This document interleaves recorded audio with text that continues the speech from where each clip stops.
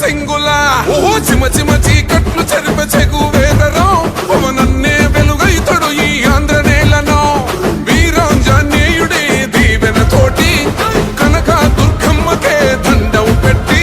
డబ్బులు సంపాదించిన పెద్ద పేరున్న లాయర్లు మోతీలాల్ నెహ్రూ గారు కానీ స్వార్జితం నుంచి వచ్చిన డబ్బుని ఉద్యమాల కోసం ఖర్చు పెట్టేవాళ్ళు, స్వాతంత్ర ఉద్యమాల కోసం. అలాగే వారి ప్రేరణతోనే నేను సినిమాల ద్వారా నాకు వచ్చిన స్వంత నిధుల్ని ఎప్పటికప్పుడు పార్టీకి ఇస్తూనే ఉంటాను.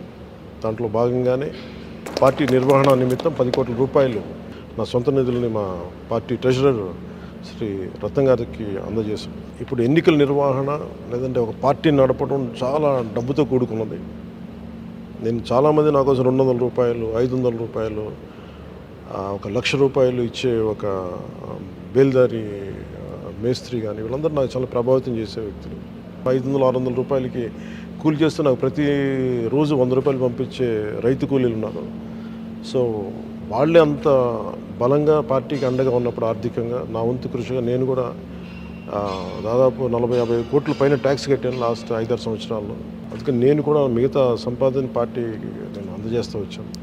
దాంట్లో భాగంగానే ఇప్పుడు 10 కోట్ల రూపాయలు అందజేశాను. మనస్ఫూర్తిగా ఇది పార్టీకి అండగా ఉంటుంది ఈ నిధులు అని చెప్పి రత్నం గారికి తెలియజేసుకున్నాను. Thank you sir.